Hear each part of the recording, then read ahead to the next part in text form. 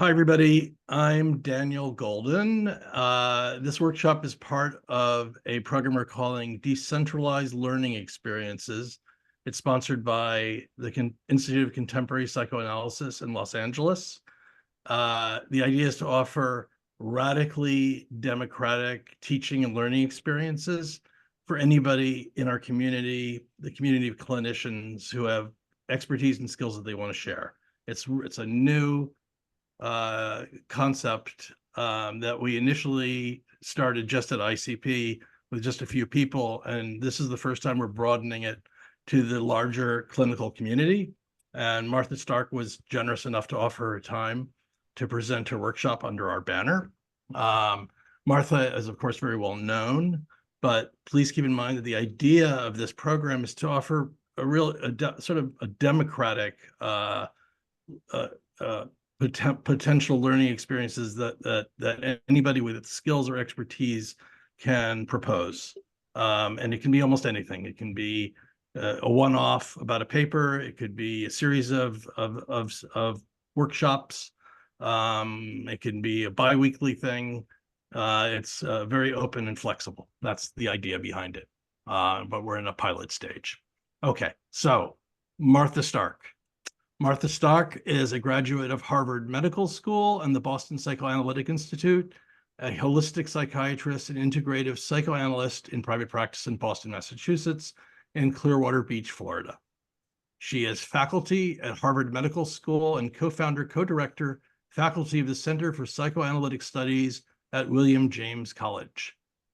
Martha is the author of 9 highly acclaimed books, including the award-winning Modes of Therapeutic Action, Knowledge, Experience, and Relationship, on the integration of psychodynamic theory with clinical practice. Several of her books have become required reading in psychoanalytic training institutes and psychodynamic psychotherapy programs in the United States and abroad. Martha is the originator, developer of the psychodynamic synergy paradigm, a CARES approach to deep embodied healing. So without further ado, I present Martha. Thank you so much, Daniel. And I am thrilled. And you'll now be letting people in. I've let the people in. Yes. Okay, good. Yes. And we're recording. Yes. Yes. I am just delighted to be part of this. And I thank you, Daniel. You and I have had a good time of it, negotiating at our intimate edge to get this just right. And now we have actually 208 people who have signed up, many of whom will be viewing the recording. But you all are here, and I'm delighted, and I can see your faces, and I love it. All right, now, and I also want to say Daniel's innovative decentralized learning experiences program. I mean, psychoanalytic institutes and psychoanalytic places don't tend to do that kind of thing. And Daniel Golden and Lynn Jacobs have come up with this wonderful opportunity for people who, want to present something, as he explained. So it's, kudos to you, Daniel and Lynn, and hats off to you both. So thank you. All right, so here I am now. The only part that makes me anxious is making sure that I've got this right. I'm going to share my screen. I don't know if this is right. Let's see. Now you're going to tell me, oh, there's something extra. I don't want you to see all that. So I'm so sorry, I have to start over again. Let me try it again. Told you this makes me anxious. All right, let me do this.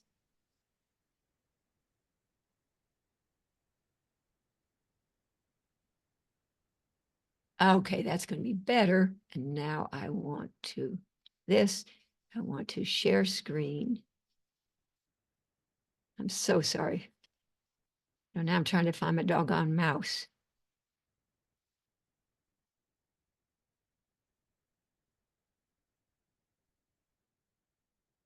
How about this? Are we good? Okay, we're good. Daniel says nods yes and says we're good. All right, and we're still good. So Daniel, you'll let me know if we end up not being good. All right, so understanding life backward, but living it forward. Put on your seatbelts, folks, because I have a lot to share with you today.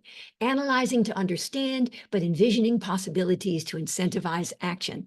This is my brain-based Model 5 of my psychodynamic synergy paradigm, a C, cognitive, A, affective, R, relational, E, existential, S, synaptic approach to deep embodied healing. Okay. Again, life can only be understood backwards, but it must be lived forwards, in the words of Soren Kierkegaard. As will soon become clear, my psychoanalytically informed models 1 to 4 are a story about understanding life backwards, whereas my brain-based model 5 is a story about living life forwards. Nobody gets to live life backward. Look ahead. That is where your future lies, in the words of Ann Landers. So model 5, a quantum neuroscientific approach to healing, one that relies upon the brain-based strategy of therapeutic memory reconsolidation to rewire the brain and reprogram the mind. So I offer the following as a teaser for what is to come. Model 5, so a lot of big words here, but by the end, I hope they will all make sense for you. I'll show this very slide later. Model 5 is a story about the neuroplastic synergy of bottom-up mindfulness and top-down intentionality. In other words, simultaneously paying attention to old bad in the body and setting intention for new good with the mind. Model 5 is a story about the ongoing and judicious use of what I call quantum disentanglement statements, co-created by patient and therapist. My first 4 models, my psychoanalytically informed models, it's the therapist who creates the statement or the intervention. In model 5, the statements are co-created, both participating in the creation of quantum disentanglement statements, co-created by patient and therapist in the session and written down, because they can often be very long, for later reference and repetition. These are strategically designed to generate optimally stressful, I'll explain all this over time, growth incentivizing action-oriented, cognitive, experiential, somatic dissonance, internal tension within the patient. In essence, Model 5 is a quantum neuroscientific approach, this is the overview summary, to analysis paralysis and neural entrenchment. Model 5 quantum disentanglement statements ask of the patient that she hold in both her body and her mind the reactivated memory of old bad, accessed by way of embodied mindfulness, in conjunction with the enlivening vision of new good, introduced by way of purposeful intentionality, thereby creating startling, jolting, decisive, and destabilizing mismatch experiences between old bad conditioned expectations and new good quantum possibilities.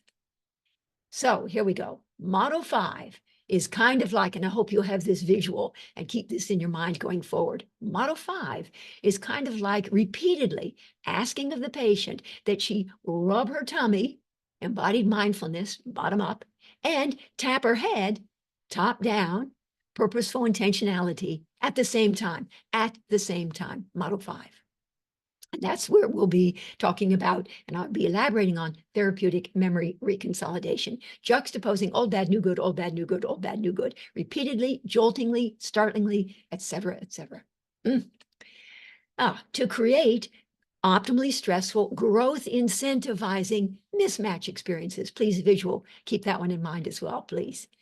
All right, in other words, Model 5 explicitly and dramatically juxtaposes old bad with new good to provoke, yes, I meant provoke, advancement of a neurally entrenched patient from analysis paralysis when they've already done work in models 1, 2, 3, 4. They already have awareness, acceptance, accountability, and authentic presence. But they're not doing anything. They're stuck. So we want to provoke advancement of them from analysis paralysis to action and actualization of potential.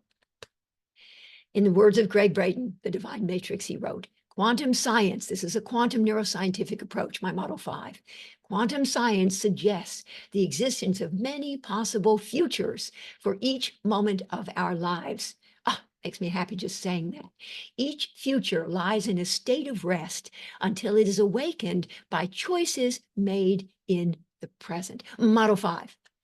All right, I'm going to read one of these two, and there are more later, but here's a co-created Model 5 quantum disentanglement statement that a patient of mine and I did together. And it's a big, long one, but she uses it all the time, and it has been profoundly effective for her. So with her permission. I know that my pervasive and unrelenting fears and my deep insecurities often cause me to lose sight of the good, the positive, and then trigger me to spiral into bad and negative and self-destructive, self-indulgent behaviors. She's learned from me that self-destructive and self-indulgence often go hand in hand. One is aggressively satisfying self-destructiveness. The other is more libidinally satisfying self-indulgence. They often go hand in hand. But I can envision the possibility of someday, yes, even today, being able to relax into the splendor of the moment, the magnificence of it all. I recognize that I therefore will need to change how I so often get caught up in fear of the unknown. What might happen if I don't stay on top of things, if I don't anticipate the way things could go wrong so that I can avoid bad things, so that I can avoid disappointments and possibly ward off potential negative occurrences and things outside my control. She wants to envision the possibility of not having all of those things. So I hereby commit to acting more in alignment with my deep desire and longing to be able to disentangle energetically from, extricate myself from my fears and negative expectations and my habitual catastrophizing, to live open-heartedly, relaxing into the precious moments of life as they unfold with positive expectations and anticipation of goodness and connectedness and joy. There are some more. Okay, so as we shall soon see, neuroscience supports the idea that with repeated, judicious, you don't just do it randomly, but with repeated and judicious, impactful juxtaposition of old bad. We'll obviously explain what I mean by old bad and new good, but you kind of get the feel of it, of old bad with new good, updated and more evolved, new, different, and compellingly better narratives will ultimately replace outdated and less evolved, same old narratives. So new good, ultimately replacing old bad, i.e. therapeutic memory reconsolidation. So therapeutic modalities that have deep and enduring psychodynamic change as their goal must ultimately be able to transform. And again, whatever the lexicon, fundamentally, the thought is to transform, if we're talking about deep and enduring psychodynamic change, psychological rigidity into psychological flexibility in the evocative words of ACT, acceptance and commitment therapy, defensive, mindless reactions into adaptive, more mindful responses. Every one of those words is important.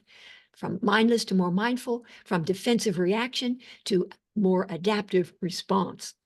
Or in another language, old bad, disempowering narratives into new good, more empowering narratives. It's a graduated something.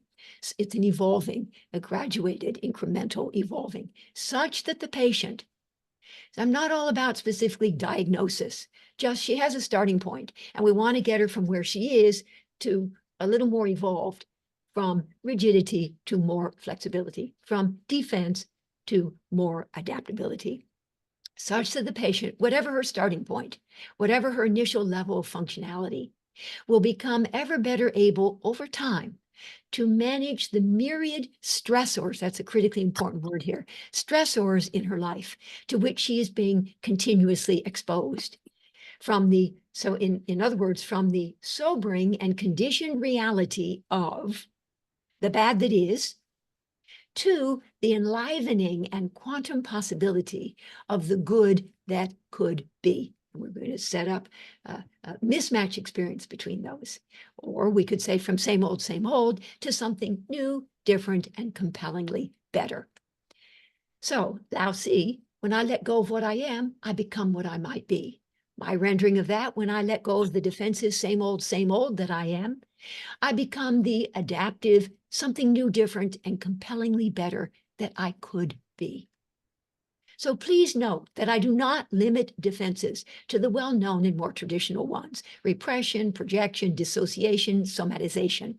Rather, I define defenses more broadly as speaking to any of the self-protective mechanisms that we mobilize when made anxious in the face of stressors.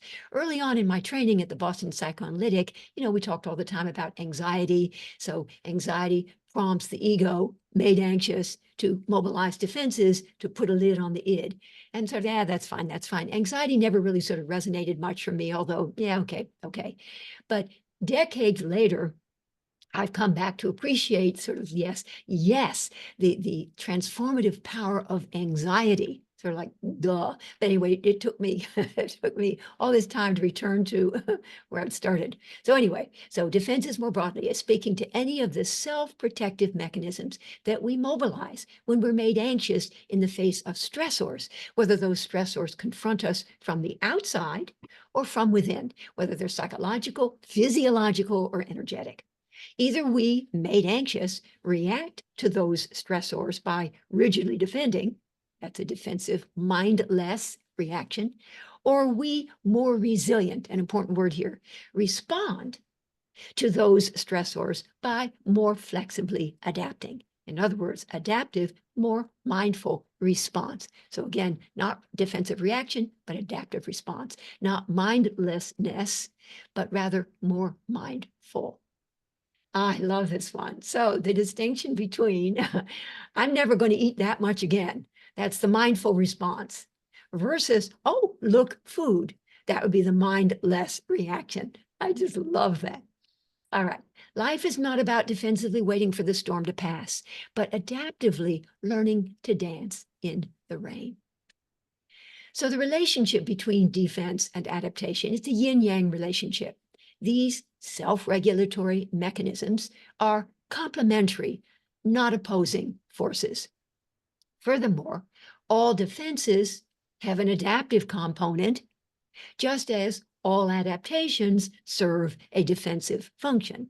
Yes, nonetheless, and more generally, because it is a continuum, and evolving, a graduated evolving. Nonetheless, and more generally, although defenses might once have been necessary for the patient to survive, as rigid defenses evolve into more flexible adaptations, the patient becomes ever better able to thrive.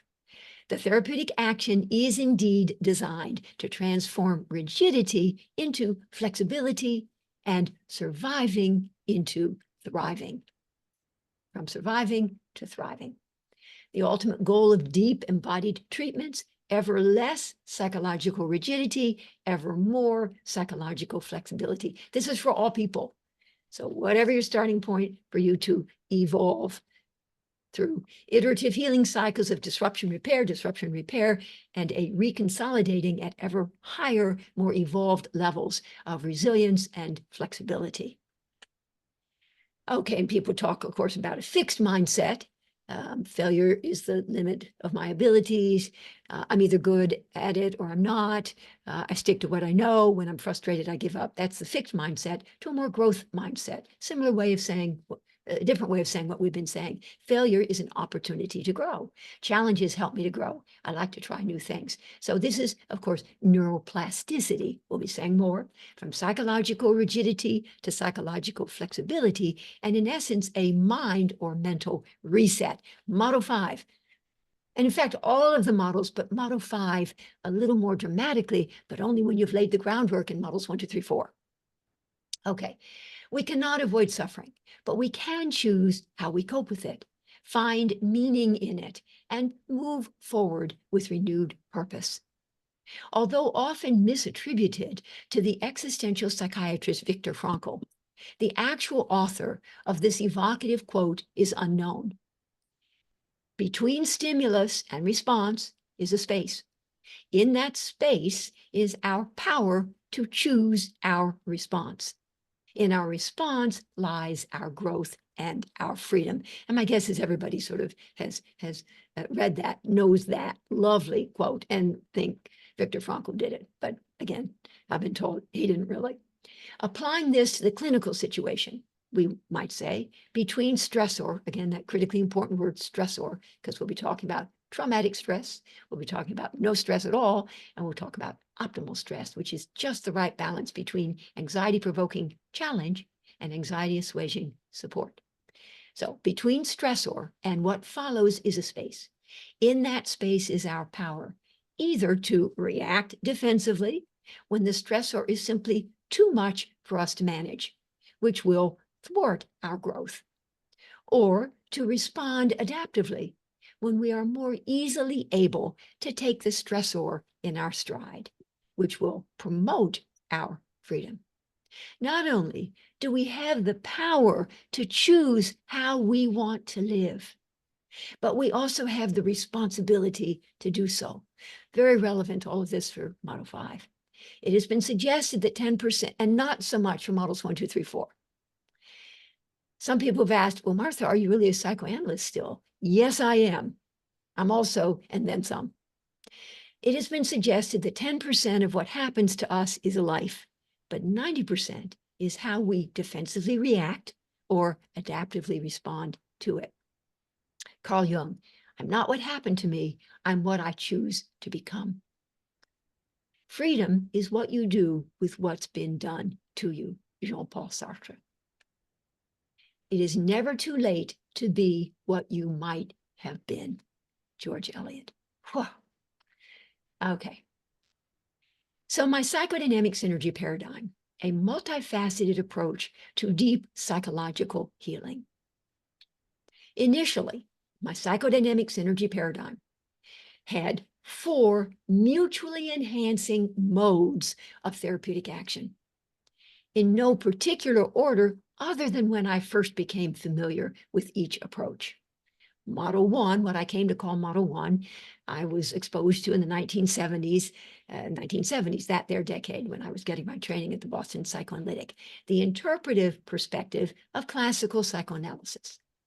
Model 2, the next decade, the 1980s, the corrective provision or deficiency compensation perspective of self-psychology and other deficit models, theories. Model 3 in the 1990s, the intersubjective perspective of contemporary relational theory. And Model 4, 2000 to 2010, an existential humanistic approach to nurturing surrender, to benign regression, we're thinking Michael Ballant, and a new beginning. Right. So for many years, therefore, my psychodynamic synergy paradigm was a CARE approach to deep healing. So Model 1, classical psychoanalytic, was cognitive, and it was about enhancement of knowledge within, notice the prepositions. Model 2, self-psychological. Now the emphasis was more affective, provision of experience for. Model 3, contemporary relational. Engagement in relationship with. So Model 1, 1 person. Model 2, 1.5 person. Model 3, 2 person. Model 4, existential humanistic. Existential, nurturing of surrender to, in the words of Ofra Eshel, analytic oneness. So how many person approach is this? Analytic oneness. All right, so that for many years, a CARE approach to deep healing. And in essence, notice the symmetry here, please. And you will know by now that symmetry is just, and balance are just something that I cherish deeply. All right, so 2 of these models are about conflict and 2 are about deficit.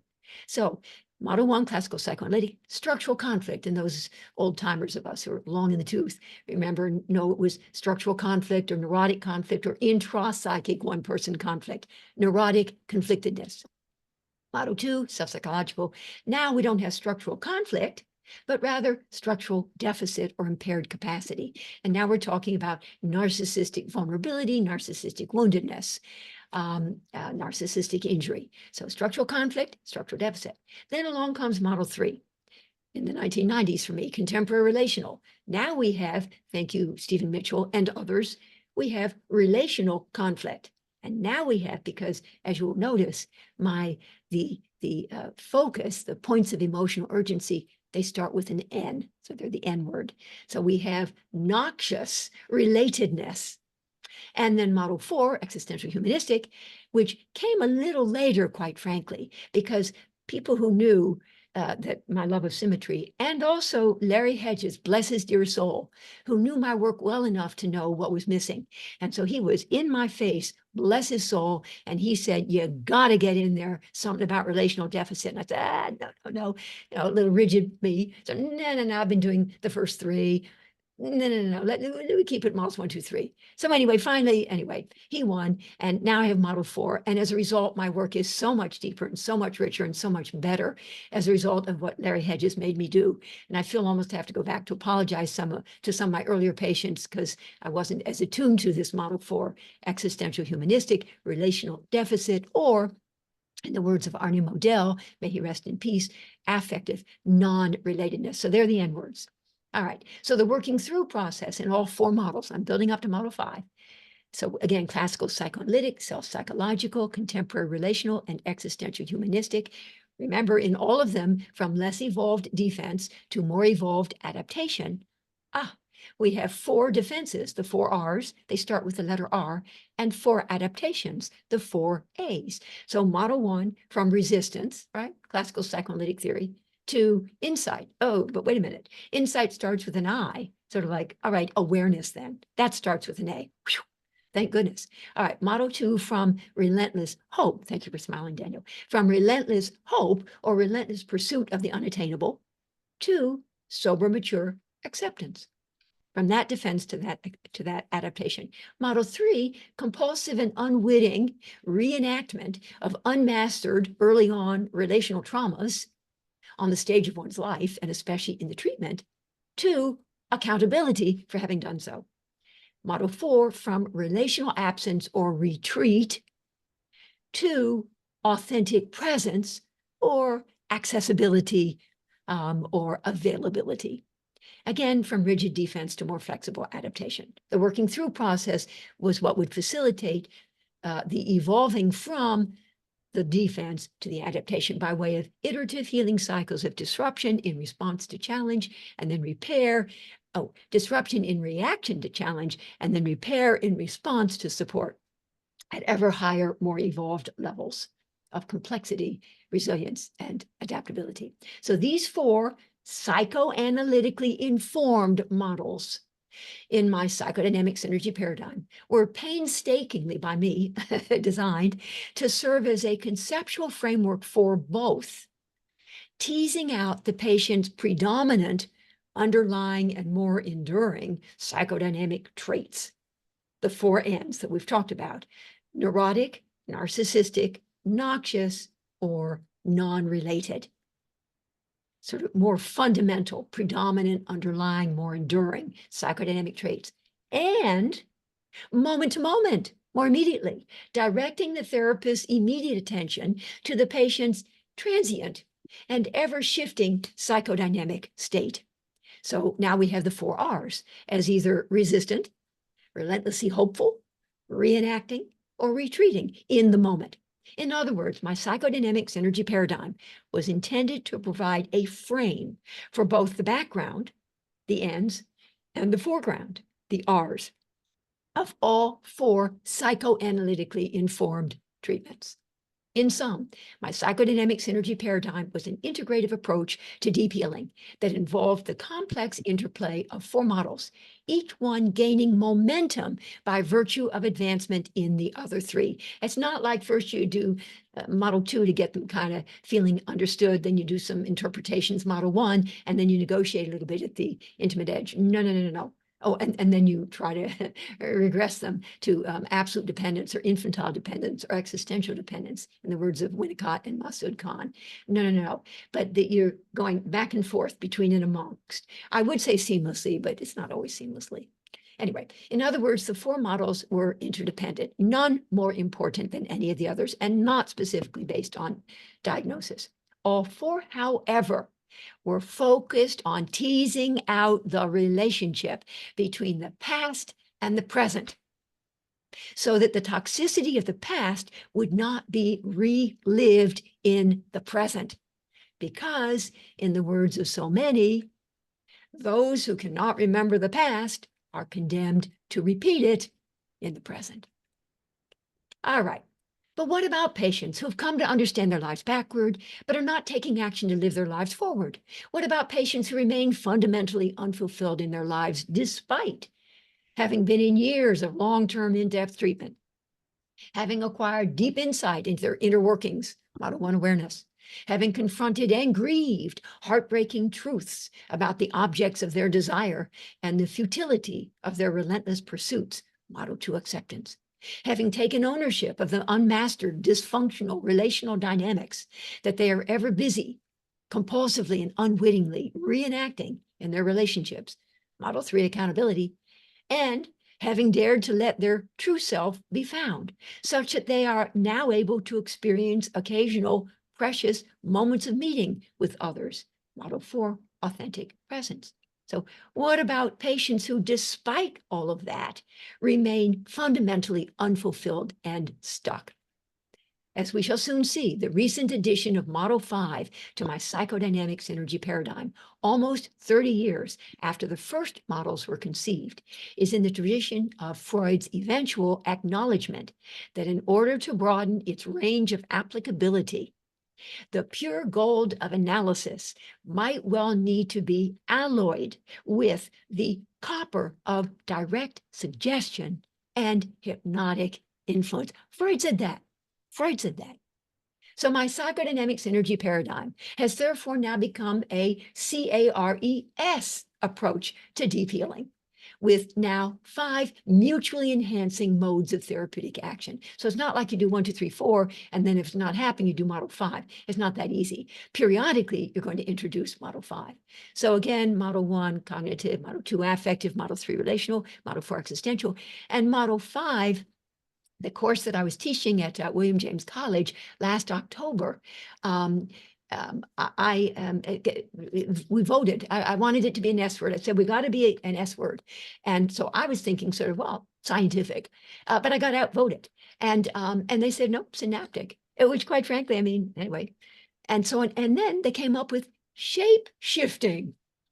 I mean, is that cool or what? So here we have synaptic. It's a quantum neuroscientific one, 2010 to 2020, envisioning of possibilities beyond. Notice the prepositions. Now, Model 6, and I write this real small like, holistic. So that will be the Model 6, 2020 to 2030. It's a work in progress. So it's a little more virtual than anything else. And this one would be somatic. Optimizing mind-body health and facilitating the flow of information and energy throughout the extracellular matrix or the divine matrix or the interstitium. Then it will become a CARESS approach to deep embodied healing. So now everybody wants me to talk about this. And so like, well, wait a minute, I have another 6 years. It's also possible that Model 7, so let's hope I live long and well, Model 7 would be spiritual. And in which case it would be a caress, lots of S's at the end, it would be spiritual. So there you go. All right, so a prime example of thwarted potential and immobilizing quantum entanglement with a toxic past was the young man I saw in consultation a long time ago. A man who had been in a psychoanalytic treatment for many years, had acquired awareness, acceptance, accountability, and authentic presence, 1, 2, 3, 4 models, and had been tried on various antidepressants, but was still very stuck in his life, desperately unhappy, and convinced that he was a loser. He reported to me that every single day after work, he would sit in the dark in the living room, hour after hour, doing nothing, his mind blank. By his side would be his stereo and a magnificent collection of his favorite classical music. This is an old example because, like stereo and stuff like that. The flick of a switch and he would feel better. And yet, night after night, overwhelmed with crippling despair, non-action, he would never once flick that switch. Model 5 explicitly addresses analysis paralysis and immobilizing inaction. and explicitly privileges not just thinking and feeling differently, but actually doing it differently. Action, actualizing action. Nothing happens, said Albert Einstein. You may not be able to see that, but I just love that image. Nothing happens. It's supposed to sort of suggest the quantum realm. Nothing happens, said Albert Einstein, until something moves. And several years ago, I was at a conference, and I was to discuss a psychoanalytic case, 30 years. And the patient actually not only was not better, but truth be told, had started out as an MD doctor practicing and was now on disability. And that was part of what provided the impetus for me to realize I got to get my shit together here and get this Model 5, because I was then starting to hang out with some of the short-term intensive folks, and I'd already gotten some training in the short-term intensive approaches, did EMDR, hypnotherapy, and some IFS, and some of the other thing, and Al Pesso's psychomotor psychotherapy and sensorimotor psychotherapy and all that. And I finally got it, that sort of like, damn it, I got to get this into my psychodynamics energy paradigm. All right, so my quantum neuroscientific Model 5 is indeed about facilitating advancement of the patient from inaction and thwarted potential to action and actualization of potential. Model 5 therefore becomes relevant at those junctures in a psychodynamic treatment when the patient is in a particularly stuck or dark place. And both patient and therapist know this. And the therapist, and patient too usually, therefore finds herself wanting to become more directive, and often sort of doing it but not telling anybody, but wanting to become more directive in order to move the treatment forward, wanting to become more targeted, more focused, more action-oriented, more solution-based, more problem-solving, more goal-directed, and more future-oriented. We've all been there, yes? From analysis paralysis and neural entrenchment to actualizing action. So now we have 5 points of emotional urgency, the 5 N's. So now we're adding neural entrenchment, that's an N, but also non-action and non-actualization. All right, so the working through process in all 5 models, from less evolved defense to more evolved adaptation. Now in Model 5, it is going to be from refractory, there's your R word. And some people said to me, you can just call it rut. So that works too. Or rooted to the spot, that's an R word too. But refractory is a little ostentatious a little bit, but anyway, it seemed like I could say it. Refractory inertia to action and actualization of potential. Again, all 5 models now, from psychological rigidity to psychological flexibility. As we shall see, Model 5 directly confronts seemingly intractable refractory inertia with an eye to empowering patients to take proactive control of their lives.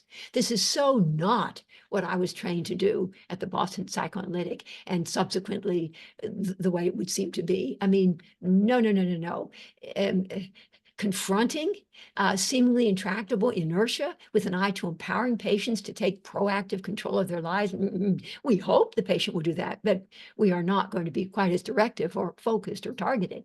So in contradistinction to the psychoanalytically informed models 1 to 4, which I describe as long-term, in-depth approaches to healing, I describe Model 5 as a short-term, intensive approach to healing, because to confront the analysis paralysis that can sometimes arise despite development of the patient's awareness, acceptance, accountability, and authentic presence, Model 5 was inspired, informed by, and makes use of some of the intensive and focused strategies employed by the various short-term brief therapies, most especially the brain-based strategy of therapeutic memory reconsolidation. So although Model 5 is not specifically brief, it does briefly come into play at different junctures in a psychodynamic treatment when understanding life backward is simply not enough. So here we have a whole mix of them. These you all know, like alphabet soup, ACT, short STDP, ISTDP, AEDP, all of these, whatever. And well, anyway, you see them, you can see them. All right. So more specifically then, Model 5 is a brain-based, targeted, problem-oriented, solution-focused, action-oriented, goal-directed, future-oriented approach that involves confronting repeatedly, joltingly, dramatically, and forcibly the patient's analysis paralysis with an eye to empowering the patient to take proactive control of her life instead of reacting defensively. By constructing new, updated, more adaptive, and more actionable narratives.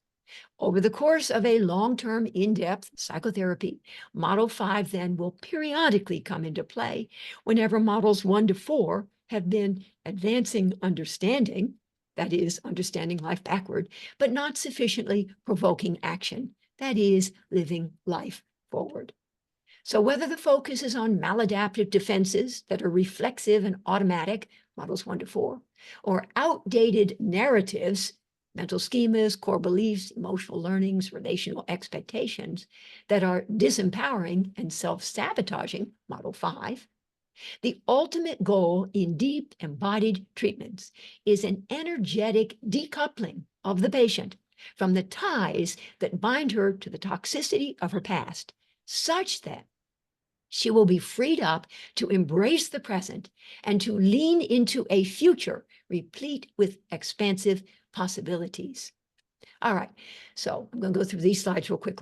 Whereas Models 1 to 4 focus on the relationship between the past and the present. That's good. Model 5 focuses on the relationship between the present and the future. Whereas Models 1 to 4 are about looking back and remembering, so that old bad will not be recreated in the present. Model 5 is about looking ahead and envisioning so that new good can be created for the future. You always have time to change your destiny. So whereas Models 1 to 4 are in the tradition of understanding our history as our destiny, which we're condemned to repeat unless we can remember it and work it through, Model 5, now I'm zeroing in a little bit more on the actual what gets done in Model 5, focuses on our destiny as our choice, which is ours to create if we can but, and there are three things, envision something new, different, and compellingly better for ourselves going forward. 2, take embodied ownership of our need, therefore, to change. How we position ourselves in relation to the toxicity of our past, both the relational absence of good, deprivation and neglect, and the relational presence of bad, trauma and abuse. I mean, I know that for myself, when I've donned my psychoanalytic cap, I don't think I've ever been suggesting to the patient that they need to take ownership of their need to change. I hope they'll get there on their own and figure it out by themselves. But in Model 5, that is going to be something that gets named. So number 1 in Model 5 is envision. In number 2, take embodied ownership.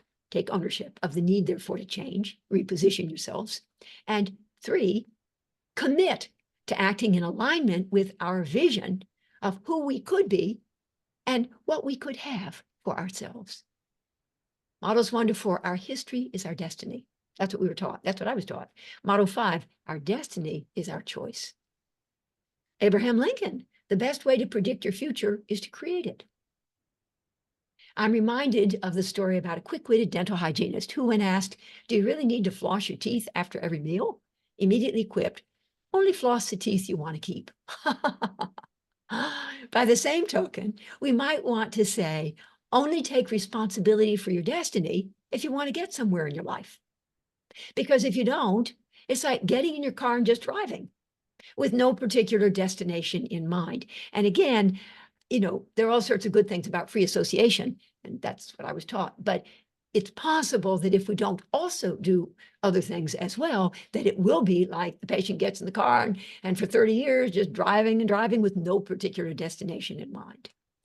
So psychodynamically informed treatments are known, so the first 4, Models 1 to 4, are known to focus more on the journey, speaking of getting in your car, than on the destination. The patient leads and the therapist follows. Such treatments might therefore indeed advance the patient towards ever greater awareness, acceptance, accountability, accessibility, but not necessarily towards action. In other words, they do not always advance the patient beyond analysis paralysis. In other words, experiencing the power of now and being in the present moment are obviously important. But shouldn't there also be a place for the concept of leaning into the edge between the present and the future? So when the therapist has donned her Model 5 hat, she will be doing just that. Namely, the therapist will be leading and the patient will then be following. Again, the Model 5 therapist will direct the stuck patient, 1, to envision a better future, 2, to own her need, therefore, to change, and 3, to commit to acting in alignment with that vision. Against the backdrop of old bad, new good, envision, reposition, commit. Wayne Gretzky was a great hockey player, not because he skated to where the puck was, but because he skated to where the puck was going to be. If you do not change direction, you may end up where you're heading. Lousy. Okay, quickly. Consider the case of a patient who resists venturing into new social situations for fear of being shamed. The psychoanalytically informed approaches, models 1 to 4, this is sort of put simply, but would focus on first exploring the historical roots, the genetic underpinnings, as we were taught, of the patient's irrational fear, and on then gradually working through, quite possibly within the context of the transference, the parental errors of omission and the parental errors of commission that might have given rise to this fear of being shamed. Grieving would probably play a pivotal role in liberating the patient from her irrational fears, her infantile attachments, and her compulsive repetitions. Models 1 to 4. But the constructivist, that's another way to describe Model 5, brain-based, synaptic, constructivist, Model 5, however, would highlight the patient's fear of being shamed as outdated and maladaptive, and would then repeatedly and decisively challenge this procedurally organized, implicitly held, and conditioned relational expectation of being shamed, that's implicit relational knowing, by encouraging the patient to envision the possibility of something new, different, and compellingly better for her future. This is Model 5. The jolting violations of expectation, violating the conditioned expectation of being shamed. The jolting violations of expectation, mismatch experience, remember those two shoes, the 2 feet, different shoes, resulting from this repeated, startling, and decisive juxtaposition of conditioned old bad with envisioned new good, would ultimately generate enough cognitive, experiential, somatic dissonance that a new, more reality-based narrative, propelled by the wisdom of the body and its intrinsic need to maintain, or if lost, to restore homeostatic balance. Walter Buchanan, was ever busy talking about the wisdom of the body and the self-regulating that is continuously going on in order to restore the homeostatic balance. And because there's this cognitive, experiential, somatic dissonance, ultimately a new, more reality-based narrative could then be locked in or reconsolidated in the place of the old, now disconfirmed narrative, such that going forward, the expectation would be not of being shamed, but of being, say, accepted. We sang a little more when we get further into this. In essence, in Model 5, the adaptive updating of narratives results from ongoing, dramatic, and embodied challenging of preconceived, ill-founded assumptions. Might have been relevant back then, but no longer, with new, more relevant experiences. Alexander and French back in the 1940s, groundbreaking at the time, we're talking about corrective emotional experiences. Now that concept then fell into some disrepute over time. But basically the concept of a corrective, and in essence, all of the models, to tell you the truth, Model 1, corrective information, Model 2, corrective experience, Model 3, corrective relationship, Model 4, corrective new beginning. Model 5 is what we're talking about here. New good, more relevant, fresher, less distorted, more uplifting narratives. So the ongoing dramatic and embodied challenging with new good experiences, whether real or simply envisioned, I'll say more about that in a second, that violate those expectations, such that outdated, conditioned reactions will be disconfirmed and overridden by fresh, more reality-based, solution-focused, future-oriented, and more uplifting perspectives. And the psychologist Carol Kaufman has said, as a therapist, I follow the trail of tears to healing. That's my models 1 to 4. As a coach, said she, I follow the trail of dreams to actualization. My model 5. Upliftingly, model 5 conceives of the narratives that the patient had constructed as a young child in a desperate attempt to make sense of her world as able to be updated and rendered more reality-based. Maybe reality-based back then, no longer.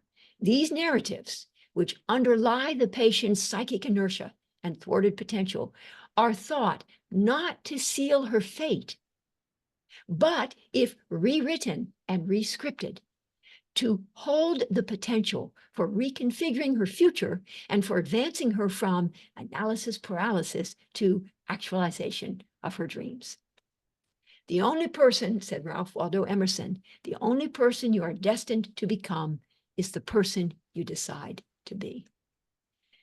All right, there's another one. In the interest of time, I'm going to move on, and it's in your thing there, in your PDF. So everybody should have PDFs of my slides. And if you don't, email me, marthastarkmd@synergymed.solutions, and I will send you the PDFs of these 100 PowerPoint slides. Okay, so healing does not mean the damage never existed. It means the damage no longer controls our lives because we have repositioned ourselves in relation to it. And that actually is sort of the observer effect in quantum theory, that there is the something, but it's how we position ourselves in relation to it that makes all the difference. Okay. In the tradition, then, of other problem-solving, solution-focused, goal-directed, action-based, future-oriented models, Model 5 focuses on envisioning possibilities, taking ownership of the need to change, setting coherent, purposeful, and embodied intention, committing to action. None of this happens in models 1, 2, 3, 4. For the most part, creating one's destiny, realizing one's dreams, actualizing one's potential, self-empowerment, personal agency, freedom and choice, all of these lovely words. Model 5 is not deterministic. It is a constructivist model, empowering and inspiring of hope. The therapist leads and the patient follows. Together, they co-create the patient's future, and it takes commitment, hard work, and courage on the part of both. All right, now, therapeutic memory reconsolidation, one of my favorite sections here. Neuroscientists had long believed, because that's at the heart of Model 5, and by the way, on some level, I think that's at the heart of all deep embodied psychodynamic change. And I asked directly Dick Schwartz, IFS, and I said, do you think that the therapeutic memory reconsolidation explains in part the tremendous effectiveness of your IFS approach? And he said, well, Martha, he said, other things too, but quite frankly, yes, I do. Yes, I do. So anyway, and others as well. I've touched base with many of these folks and they too believe it. All right, that therapeutic memory reconsolidation is the heart of these short-term, intensive, focused, brief psychotherapies that are on some level tremendously, in an intensive, focused way, tremendously effective. Again, models 1 to 4 are longer term, more in-depth.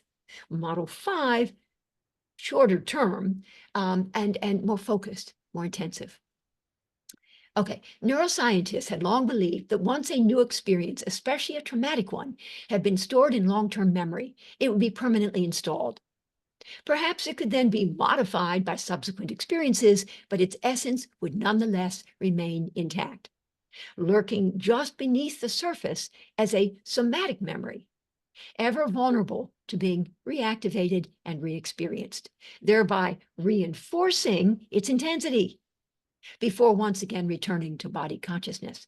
This was very much in keeping with Hebb's postulate, advanced in 1949 by the neuropsychologist Donald Hebb. Neurons that fire together wire together, meaning that reactivated and re-experienced memories are simply reinforced through repetition and never resolved.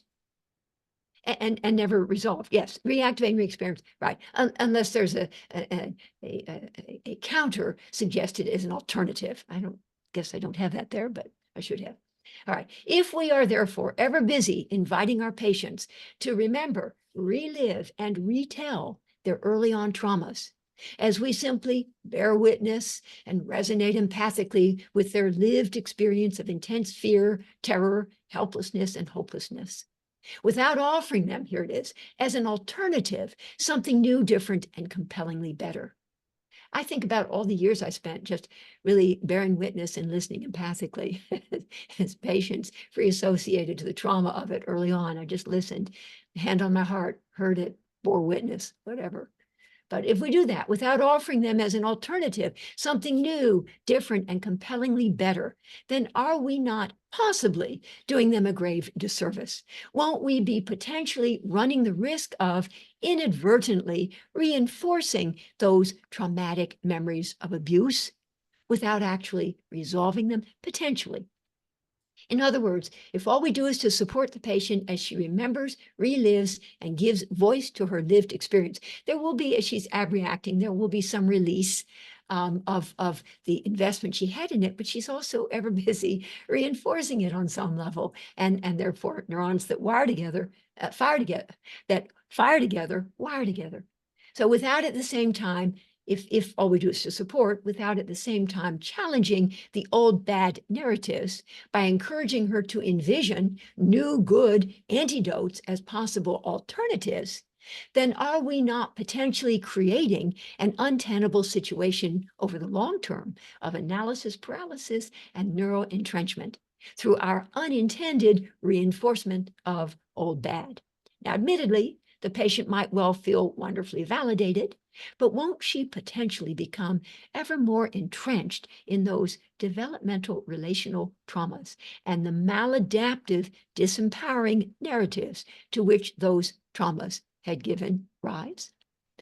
Fortunately, over the course of the past several decades, a dedicated group of trailblazing cognitive neuroscientists, dissatisfied with the deterministic idea that memories, like diamonds, are forever, have been using sophisticated neuroimaging techniques, including functional MRIs, scanning microscopy, and optogenetics, to map out what happens in the brain when a thought is being thought, a feeling felt, and a memory remembered in an embodied, lived fashion.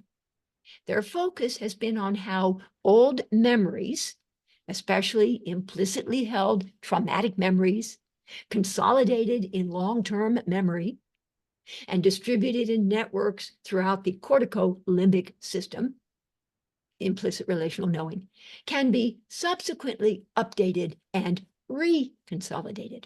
Colin Lyons Ruth, implicit relational knowing. Indeed, cognitive researchers are discovering that the brain, in response to ongoing new experience and information, here's the corrective, is continuously adapting by modifying itself at the level of the neural synapse in order to stay current and relevant.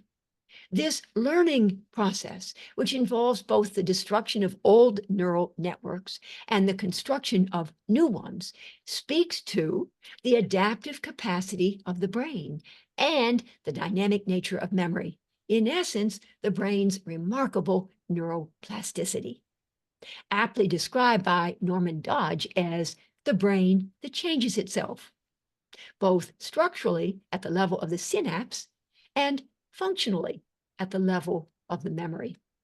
More specifically, neuroscientists have recently made the groundbreaking discovery that when implicitly held memories are reactivated and re-experienced in an embodied, lived fashion, the network of synapses encoding those memories will become unlocked for a time-limited period, This unlocking or deconsolidation signals the opening up of a reconsolidation window, a brief window of opportunity when memories become transiently fragile and sensitive to modification by environmental input. Both this dedicated group of cognitive neuroscientists who study memory reconsolidation in their laboratories and the similarly impassioned group spearheaded by Bruce Ecker and David Feinstein and others of neuroscientifically inclined clinicians who study it in their offices agree that 4 to 6 hours, some say 4 to 5, some say 4 to 6 hours, is the critical time frame for the destabilized synapses encoding the traumatic memories to remain malleable and therefore vulnerable to updating by new corrective experience and information, new, more reality-based experience and information, such that these synapses can be rewired and the traumatic memories they encode reprogrammed. As it happens, somewhat surprisingly and counterintuitively, the brain can change itself in response not only to experiencing something new, but also to imagining something new. In fact, who knew, right? A growing body of evidence. I mean, it's all about intentionality, right? Purposeful intentionality, setting intention, right? Paying attention to old bad in the body, setting intention for new good. In fact, a growing body of evidence supports the finding that simply visualizing or envisioning something, even though it occurs entirely in the mind, is sometimes almost as effective as actually doing it. In fact, according to research being done at the Cleveland Clinic, participants were able to strengthen muscles just by visualizing physical movement. I like that one. This impact simply required concentrated mental practice, the cognitive rehearsal of a physical activity without actual movement. One study demonstrated that if subjects wanting to master a particular skill were simply to visualize mastery of it, then they would be able to decrease by 50% the number of actual practice hours required. Just observe Olympians. And of course, this summer, you'll have an opportunity to do that, doing their visualization exercises with their eyes closed as they prepare to compete in such sports as, well, figure skating, not for the summer, but swimming, diving, dressage, gymnastics, pole vaulting, to name a few. Clearly, top-ranked athletes figured out long ago that focused mental practice can definitely improve performance. Well, why can't we then be asking of our patients, we'll work with them to co-create this, that they do the same thing? Like, a little bit when you think about it. So again, am I still a psychoanalyst? Yes, of course I am, and then some. Oh, there's a nice fancy little diagram. All right. So when therapeutic memory reconsolidation updates a traumatic memory, this is an important slide. Thank you, Daniel. I love that smile. What is it that changes? And what is it that remains the same? Importantly, the fact of the event underlying the traumatic memory will not change. That is, the episodic memory itself will remain intact. Well, will change, however, will be the body's memory of the trauma, its emotional valence, charge, and the narratives to which the trauma had given rise. Those can change. In other words, how the patient positions herself in relation to the traumatic experience, how she contextualizes it will change. And in essence, what had been a traumatic stressor, which gave rise to old, bad, disempowering narratives, can become an optimal stressor that creates the possibility for new, good, more empowering, more uplifting narratives. So again, the observer effect of quantum theory. And again, my Model 5 is a quantum neuroscientific approach to analysis paralysis and neural entrenchment. Okay, so importantly, here, quickly. Neuroscientists, my eyes on the time, have discovered that the consolidation and reconsolidation, both, of memories requires the synthesis of new proteins in the cortical limbic system, and that inhibiting protein synthesis will interfere with long-term potentiation. That is, with the transfer of traumatic memories from short-term storage in the hippocampus to long-term storage in distributed networks in the neocortex. Some promising research is now being conducted with the synthetic drug propranolol, a beta blocker, many of you know this, that admittedly dampens the stress response peripherally. So I have a lot of colleagues who take it prior to presenting. I didn't, though. I was very excited about this. Anyway, a beta blocker that dampens the stress response peripherally and inhibits protein synthesis centrally. So because it disrupts, propranolol, memory consolidation / reconsolidation, propranolol, under certain conditions here, is a promising novel treatment for patients suffering from post-traumatic stress disorder. Again, a lot more research needs to be done. So, and although propranolol does not erase the traumatic memory itself, the episodic memory remains, it can modify the negative emotional valence associated with the trauma. Memory, Oscar Wilde once wrote, is the diary that we all carry about with us. After referencing Wilde's quote in his 2010 Scientific American article on the overwriting of traumatic memories, Daniel Lametti, a neuroscientist at McGill University, quipped, "Perhaps, but if memory is like a diary, it's one filled with torn out pages and fabricated passages," which is a poetic way of describing the quantum nature of memory, the idea that memories are created by the act of remembering or creating the narrative to begin with. Similar also to the quantum idea that no man ever steps in the same river twice, for it's not the same river and he's not the same man. There is nothing permanent except change. Okay, the future is just a memory that has yet to be born. Dean Kavanaugh. All right, so at the heart of Model 5, my eyes on the time, is the synergy of mindfulness, reactivating and re-experiencing old bad, and intentionality. Remember, little girl there rubbing her tummy at the same time? Yep, that she's patting her head.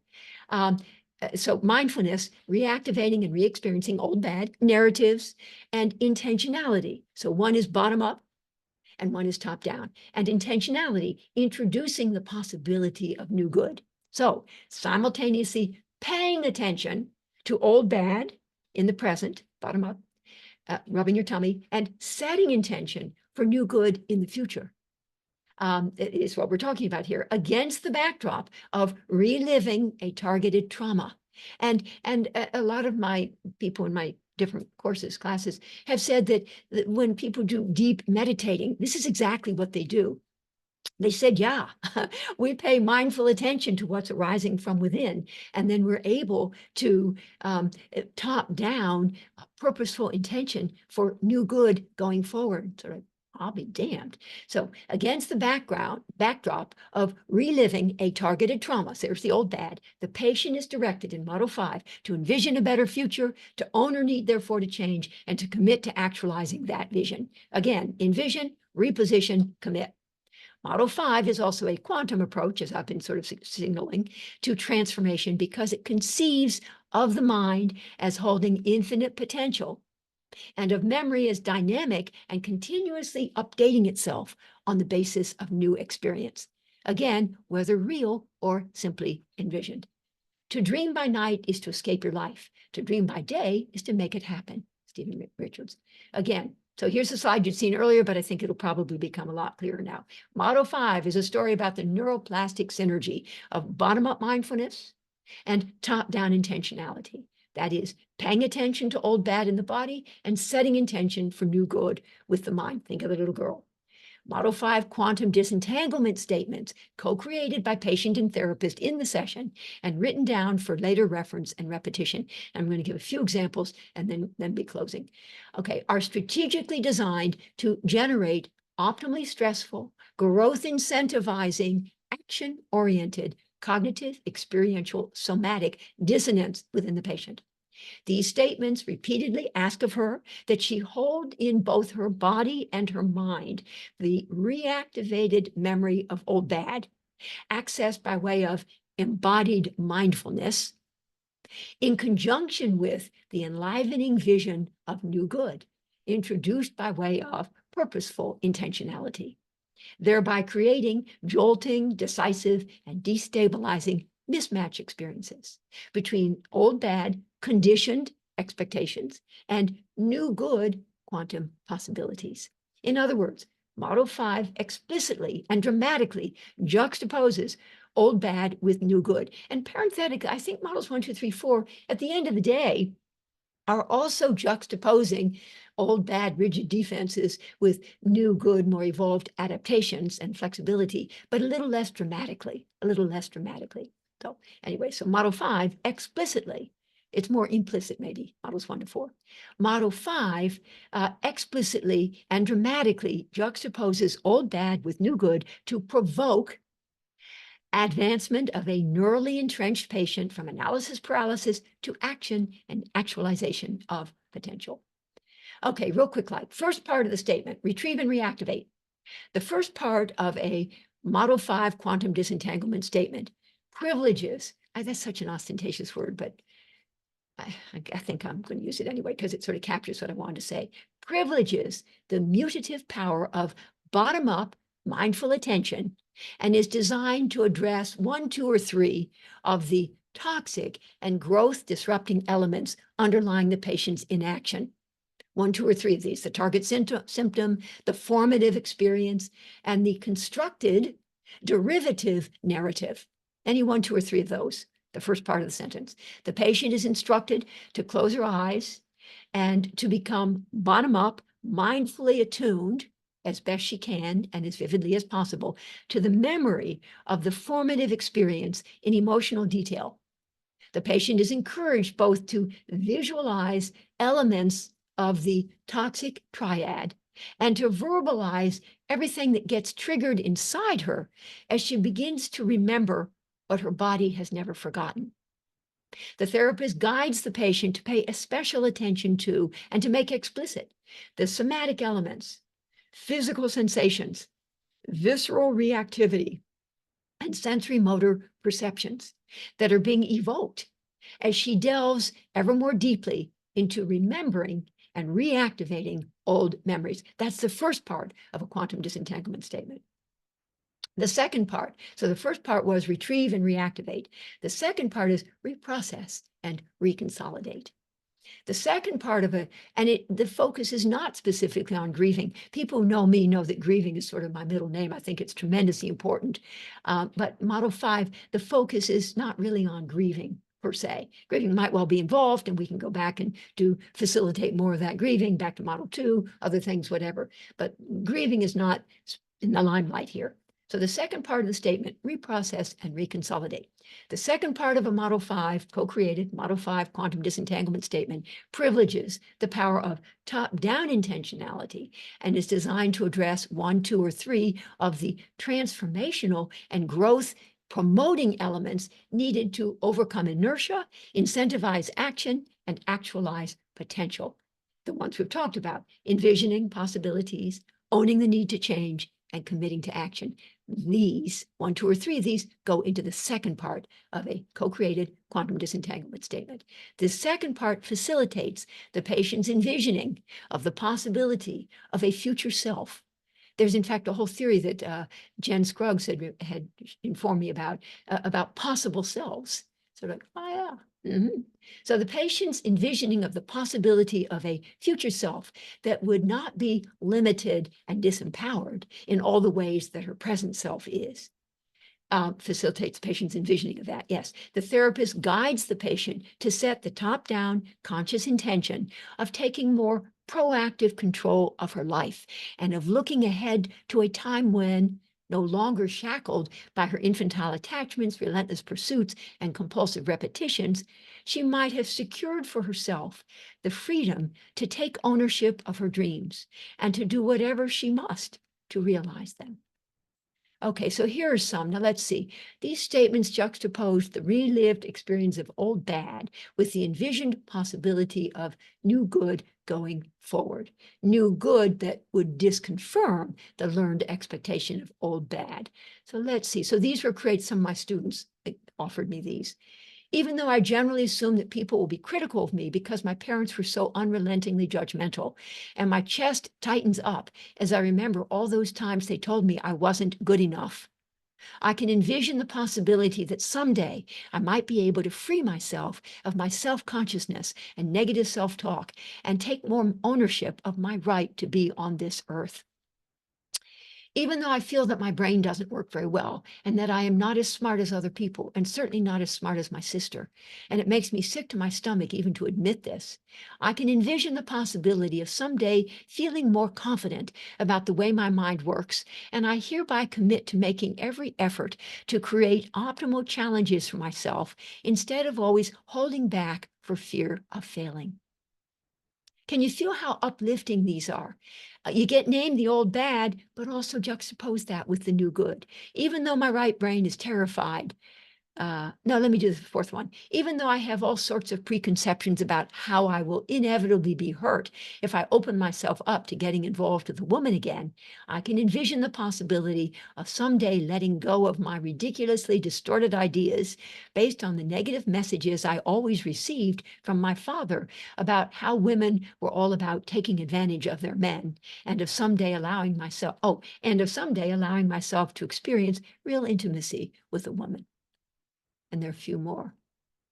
Okay, that was a good one. All right, a few more. So you can look at those on your own time.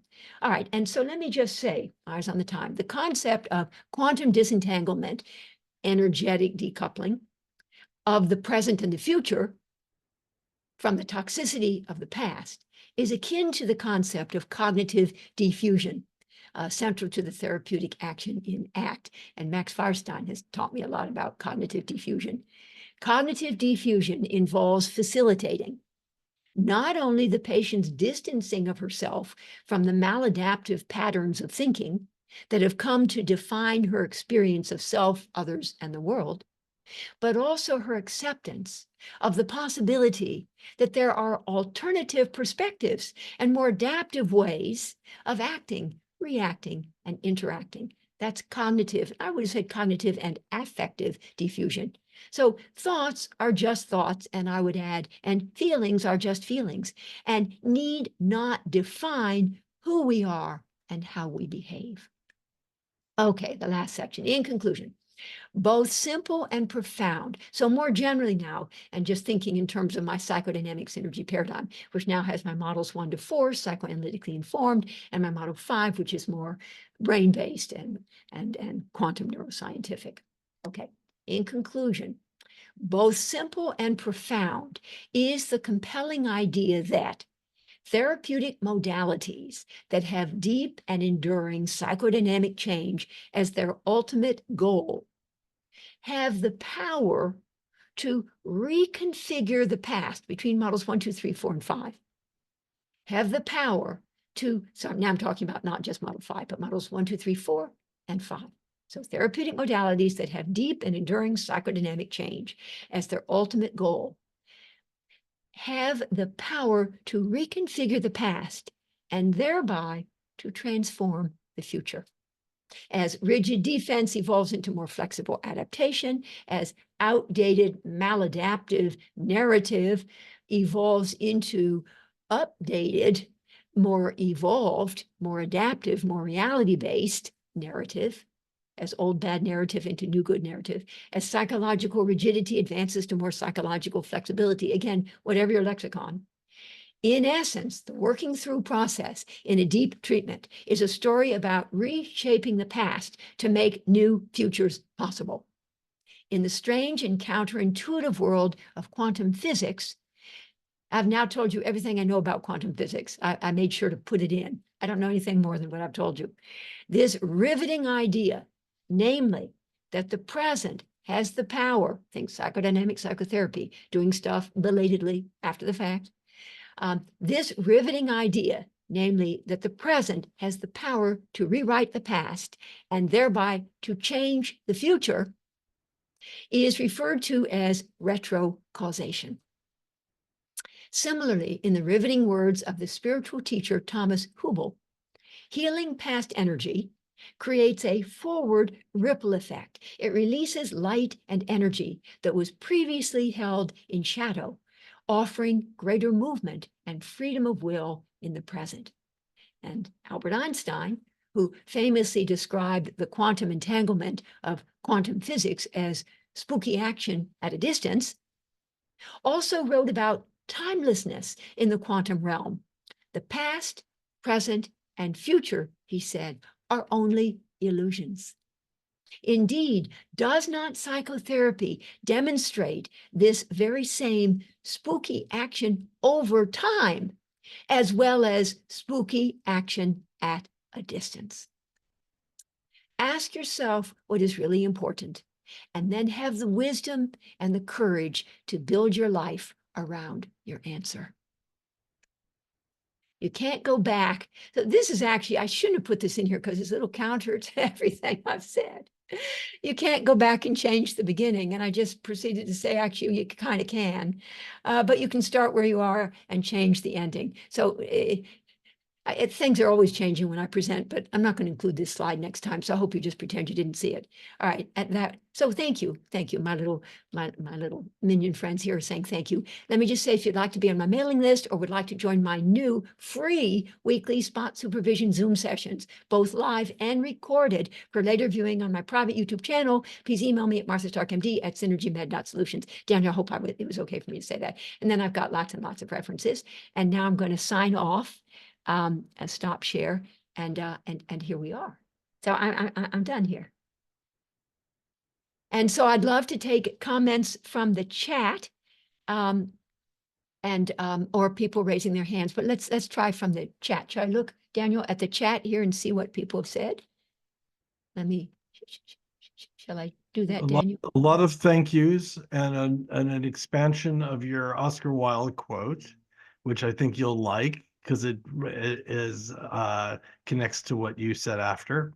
But no questions yet. Does anybody have a question? Let's see. Oh, I think Leisha kind of raised her hand. Yes, I Lisa. did. Yes, I Yes. did.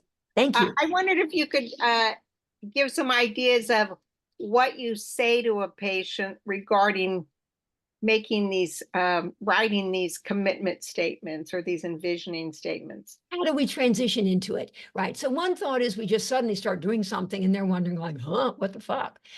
Or we say, because we both know that we are feeling kind of in a stuck place. And then I will say, what we've done to this point is pretty much I've offered my statements and asked the questions and sort of led the way. And I know we're both feeling a certain kind of stuck at this point in treatment. And what I found can often be helpful are for us together to co-create some quantum disentanglement statements. And I explain to them what they're all about. They like it. They almost always like it. And if it's too much and they say, I can't envision the possibility of something new, different, and better, then we know it's like, well, back to models 1, 2, 3, 4. They're not, I mean, they're so entrenched and so stuck that model 5, they're not going to get there quite yet. So that's okay. So we pivot, we go back to models 1, 2, 3, 4 to help them get more awareness, acceptance, accountability, and accessibility. Well, sometimes I might ask patients to say, what do you imagine it would be like if you could, let go of whatever? They can imagine that or envision that, but they cannot commit to making a change. So they can do part of it. But also when we say, what do you imagine it would be? We also want to have juxtaposed the old bad. You talk about da-da-da-da, we talk about the old bad, old bad, old bad. What might an alternative be going forward? And based on how they respond, I mean, maybe they don't begin to be ready to create a quantum disentanglement statement, or maybe we'll just do one, in a quantum disentanglement statement. The second part doesn't have to have all 3 parts of that triad. So we could simply go with, so here they are feeling, like a loser, so damaged for life, they can't imagine ever being or having anything different, and so on. But they would so wish anyway and so this isn't an illusion so much. Again, I write about and talk about relentless hope. This isn't something that sort of the panel of 10,000 judges would have said, forget it, that's not going to happen. Your boss is never going to give you the raise or let you sit in that corner office. This is more for them, believable alternatives and the possibility that maybe they could someday feel a little more comfortable going out into public and not be prone to the feelings of shame that to this point have always overwhelmed them. So we can ease into it. We can ease into it. Does that, Leisha, answer things a little bit for you? Yes, a little bit. Yeah. All right. Any other questions here before I start calling on you? I know a lot of you. And hello, Bruce Thompson. That doesn't mean I'm calling on you, but hello, Bruce. We have Carol. Carol Sherman? Yes, Carol Schaldmalt. Oh, Shabalt. Oh, from the UK. Oh, good. You can unmute yourself. You're muted. Okay, thank you. Hello, everybody. Thanks, Martha. Just great. I couldn't keep up with it, but a question did occur to me. When you're between the old bad and the new good, and you're in the middle of that process, does the old bad come back, as it were, like a sabotage? I might be having a wrong idea here, but yes, a subversive subconscious is ever busy trying to find an opportunity to come back. But over time, gradually, it's a graduated process of these iterative healing cycles. Yes, no. Okay. Yes, it's a graduated evolving. It's a transformative process. Thank you, Carol. Thank you. Good. Bye-bye. And now Eileen, I see, has her hand up. Unmute yourself, if you could, please. Yes, thank you so much for your very spirited and exciting and enlivening presentation. Last week was the first time I found out about this series, and I'm I have two questions. The first one is, can I have access to the first 4? Did you do 4 presentations of your first 4? Oh, I see. Yes, in different contexts I have. Yes, if I could say so. The Chicago School of Professional Psychology, the Okay. Office of Continuing Education. So a 2-hour something, $30 and 2 CEs. So my other models are at the Chicago School of Professional Psychology. All right. So then the question I'm allowed related to say that, Daniel, right? I mean, Yeah, yes. of Okay, course. good. Okay, good. Yes. So the other question is, you talk about the importance of realism, being realistic, and then you talk about past, present, future as illusions. Could you help me understand? Well, I guess I could say in the quantum realm, there are always 2 different ways, many different ways of looking at something, either as illusion or as real. I mean, it's different languages. The whole question of what is reality anyway, objective reality versus subjective reality. So, it's a deep philosophical something. So you picked up well on that. Yes, on the one hand, past, present, and future are illusion. On the other hand, patients in treatment, they know the reality of their life in the here and now, et cetera, et cetera. But the takeaway that I want people to have is that it's how you position yourself in relation to objective realities, that how you position yourself is ultimately more important than, for the most part, with some exceptions, but is relatively more important. And the narratives that you've constructed as a result is more important than the realities. That's a broad statement, isn't it? But I'll go with that. Does that a little bit satisfy you a little bit? It is a little bit satisfying. Thank you so much. What do you mean by illusion? Oh, illusion. I see. So I talk all the time in Model 2, which this one wasn't about, but about, on the one hand, illusion is a positive misperception of reality, as if there were such a thing as reality. And distortion is a negative misperception. And in my Model 2, it's all about illusion, positive misperception, and Model 3, distortion, negative misperception.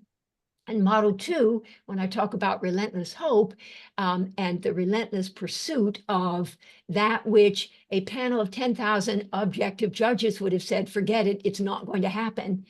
They have nonetheless the illusion that their boss or that their partner or that their parent or that their child or that they themselves will ultimately, when in fact, it's so obvious that's not really going to happen. That's an illusion. It's a positive misperception.